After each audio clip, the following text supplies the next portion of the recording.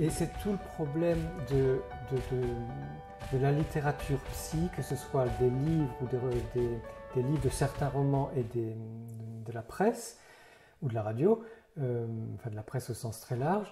Tout le problème du développement personnel et du discours qu'on entend dans tellement de conférences, c'est que finalement, au lieu, comme on le disait au début, au lieu de nous aider à aller mieux, à lâcher plus, à se faire confiance, à faire confiance aux autres, toutes ces injonctions, toutes ces idées, c'est il faut, c'est on doit, c'est comme si, c'est pas comme ça, nous compliquent la vie, là où finalement le bon travail d'un psychiste, ce serait de simplifier, faciliter la vie et libérer. Notre travail, c'est de libérer. Et il y en a qui libèrent en ne disant rien. Bon, moi j'ai choisi de parler pour l'instant et d'écrire. Peut-être qu'un jour je ne parlerai plus, j'écrirai plus. Mais en tout cas, quand j'essaye de parler, c'est dans le bon sens, c'est dans la réalité quotidienne, tangible du corps qui est là. Et surtout, oublions toutes les injonctions de il faut faire ci, il ne faut pas faire ça.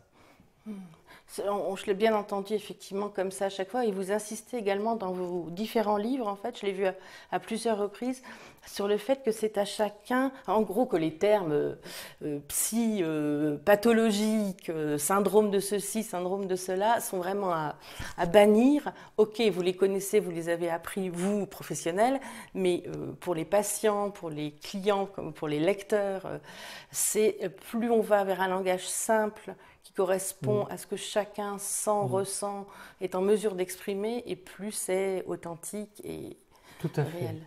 Fait. Nous-mêmes, les professionnels, nous oublions, enfin les bons professionnels à mon avis, les bons cliniciens, nous oublions tous ces termes. C'est-à-dire que bien sûr nous les avons appris parce que quand on est pianiste on fait ses gammes, quand on est chanteur on fait ses vocalises, quand on devient psychiste on apprend un certain nombre de données qui sont très importantes pour situer les choses, pour se familiariser avec des processus psychiques qui peuvent être déroutants quand on n'est pas familier, et pour pouvoir écouter nos patients sans prendre la fuite quand ils nous parlent de choses compliquées ou des choses qui nous sont inconnues. C'est pour pouvoir bien les écouter et mieux les comprendre, mais pas pour les cataloguer ou les classifier ou les étiqueter. Et donc, plus on fait ce métier, plus on oublie ce qu'on a appris pour être vraiment uniquement dans l'accueil et l'écoute de nos patients et dans le fait de les aider à se libérer. Ce qui fait que je ne comprends pas pourquoi nous, professionnels, qui faisons tout pour oublier tous ces termes, nous sont rebalancés par les médias, mais de façon assez insistante et persistante d'ailleurs, alors que c'est vraiment pas ça qui aide. C'est pas de dire les gens sont ceci ou cela, c'est simplement d'écouter et de dire voilà moi comment, quelle était ma difficulté, quel était mon problème, quelle était ma douleur, qu'est-ce que j'en ai compris, qu'est-ce que j'ai fait pour aller mieux, comment je m'en suis sorti. Et que finalement on est dans le domaine des sciences humaines, c'est-à-dire de la vie, c'est-à-dire tout simplement de la vie. Écoutons-nous. Je ne vais pas lancer un nouvel adage christique, mais écoutons-nous les uns les autres, on pourrait dire. Mais écoutons-nous vraiment, c'est-à-dire, bon, vous avez fait différent de moi, et à moi peut-être à telle période je faisais d'une certaine façon, et maintenant je fais autrement. Et encore un ami, un enfant, un collègue va m'apporter une autre expérience, je vais peut-être pouvoir y puiser quelque chose, peut-être pas, mais de toute façon ça m'aura ouvert l'esprit et le cœur.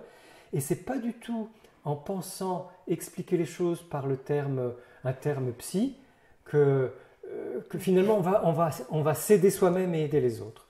Donc le mieux, c'est les mots de tous les jours pour décrire des réalités qui de toute façon sont singulières. Votre vie n'est pas la mienne et réciproquement. Et là, je crois que pour parler de ça avec des mots de tous les jours, il y a un gros travail, parce que ce soit la presse spécialisée, les grands médias, Internet utilisent souvent d'ailleurs improprement des mots psy, enfin tout le monde est borderline, schizophrène, autiste, entre la maladie, le trouble de la personnalité, enfin tout se mélange, alors que très souvent il ne s'agit pas de ça du tout. Ça du tout, voilà. Et c'est tellement une mauvaise habitude dans la presse que parfois nous les psychistes, quand nous répondons aux questions des journalistes, nous n'employons aucun mot technique. Oui. Mais quand on nous envoie la revue avec notre article et notre interview, la rédactrice en chef ou le rédacteur en chef a rajouté des mots psy pour faire psy. Et quand on leur dit « mais moi je ne sais pas ce que je vous ai dit », elle me dit « ah oui, mais les gens aiment bien que ça fasse psy ». C'est pas vrai. Ils ont l'impression que ça va donner plus d'ascendant ou de poids à l'article, alors que c'est le contraire. C'est parce que nous serons simples dans notre langage, parce que nous sommes simples dans notre façon de décrire les choses que nous sommes compris. Et si je continue à écrire, c'est justement parce que je veux contrecarrer cette tendance qui est encore majoritaire, j'espère qu'un jour elle ne le sera plus, en utilisant les mots de tous les jours qui permettent de se comprendre et de communiquer vraiment les uns avec les autres.